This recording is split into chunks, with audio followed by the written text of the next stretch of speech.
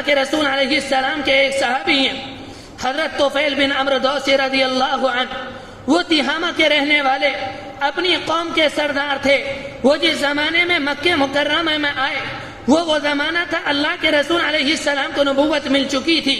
جب وہ مکہ مکرمہ کے اندر آئے وہ زمانہ تھا جب اللہ کے رسول علیہ السلام کے درمیان اور قریش مکہ کے درمیان ایک زبردست کشمکش چل رہی تھی۔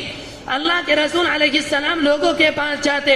اور انہیں اس بات کی دعوت دیتے، یہ جو تم بتوں کی عبادت کر رہے ہو یہ تمہارے معبود نہیں، تمہارا معبود صرف اللہ ہے، اس کے سوا کوئی تمہارا معبود نہیں، میں اللہ کا رسول ہوں۔ آپ صحابہ لوگوں کے پاس جاتے، انہیں قرآن مجید سکھاتے، آپ لوگوں کو ظلم سے روکتے، آپ مظلوم کا ساتھ دیتے، اگر سماج میں کوئی مظلوم ہوتا آپ اس کے ساتھ کھڑے ہو جاتے، اگر کسی کے پاس کھانے کو کھانا نہیں ہوتا آپ اس کے لیے کھانے کا انتظام کرتے۔ اور قریش مکہ کا حال یہ تھا، آپ جب دعوت دینے کے لیے کسی کے پاس جاتے وہ آپ کے پیچھے چند نوجوان لگا دیتے، وہ پیچھے سے آواز دیتے، یہ جس بات کی آپ کو دعوت دے رہے ہیں یہ انسان ساحر ہے، یہ انسان جادوگر ہے، یہ انسان دیوانہ ہے، یہ انسان مجنون ہے، تم اس کی باتوں میں مت آنا۔ اس طرح سے اللہ کے رسول علیہ السلام اور کفار مکہ کے درمیان یہ کشمکش چل رہی تھی۔ اسی دور میں طفیل بن عمرو دوسی رضی اللہ عنہ اپنے علاقے کو چھوڑ کر مکہ مکرمہ کے اندر آئے۔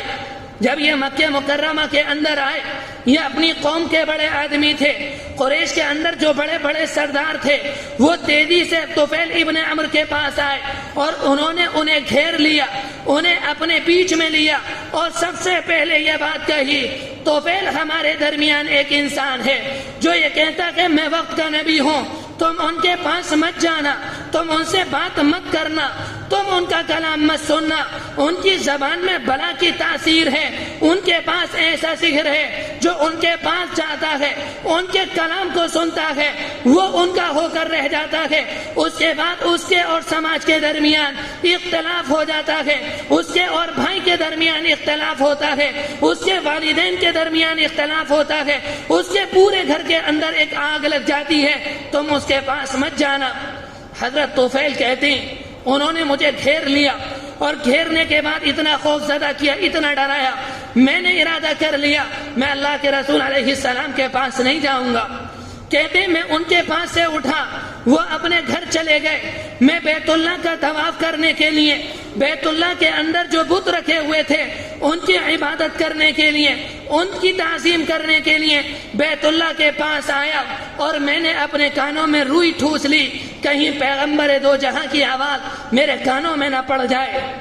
جب میں وہاں طواف کرنے کے لیے آیا میں نے دیکھا کہ اللہ کے رسول علیہ السلام بیت اللہ کے پاس موجود ہیں، آپ نماز کے اندر مشغول ہیں، میں نے دیکھا ہمارا طریقہ عبادت اور اللہ کے رسول علیہ السلام کا طریقہ عبادت مختلف ہے، اس لیے کہ آپ اللہ کی عبادت کرتے تھے، ہم بتوں کی عبادت کرتے تھے، مجھے اللہ کے رسول علیہ السلام کا طریقہ عبادت بہت زیادہ اچھا لگا، میں نے ارادہ کیا میں اللہ کے رسول علیہ السلام کے قریب آیا، میرے کانوں میں روئی لگی ہوئی تھی، آپ تلاوت کر رہے تھے، ہلکی ہلکی آواز میرے کانوں میں آ رہی تھی، میں نے اس موقع پر اپنے آپ سے کہا طفیل تم ایک سمجھدار آدمی ہو، تم قوم کے سردار ہو، تم اپنے آپ میں ایک شاعر ہو، کلام کی اچھائی سے واقف ہو اور کلام کی خرابی سے واقف ہو، اللہ کے رسول علیہ السلام کا کلام سنو، اگر اچھا لگے تو قبول کر لینا اور اگر اچھا نہ لگے تو اسے چھوڑ دینا۔ کہتے میں نے اپنے کانوں سے روئی نکالی،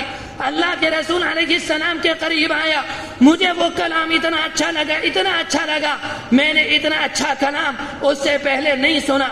آپ علیہ السلام نماز سے فارغ ہوئے، فارغ ہونے کے بعد آپ اپنے گھر کو چلے، میں نے آپ سے بات نہیں کی، میں پیچھے پیچھے چلا، جب آپ اپنے گھر میں داخل ہو رہے تھے میں نے آپ کو آواز دی، آپ رکے، اس کے بعد میں نے اپنا تعارف کرایا اور قریش کی ساری باتیں بتائیں، انہوں نے اس طرح سے مجھے گھیر لیا، انہوں نے یہ بات کہی آپ کے قریب مت جانا، میں نے اپنے کانوں کے اندر روئی لگا لی، میں نے آپ کا کلام سنا، میں چاہتا ہوں آپ مجھے اپنا کلام سنائیں۔ اللہ کے رسول علیہ السلام گھر میں لے کر آئے، گھر میں لانے کے بعد آپ نے سورہ اخلاص سنائی، آپ نے سورہ فلق سنائی، آپ نے سورہ ناس سنائی، آپ قرآن مجید سنا رہے تھے۔ طفیل ابن عمرو دوسی نے اپنے ہاتھ اللہ کے رسول علیہ السلام کی طرف بڑھا دیے۔ اللہ کے رسول علیہ السلام، مجھے آپ کا کلام اتنا اچھا لگا، آپ مجھے کلمہ پڑھا کر مسلمان کر لیجئے۔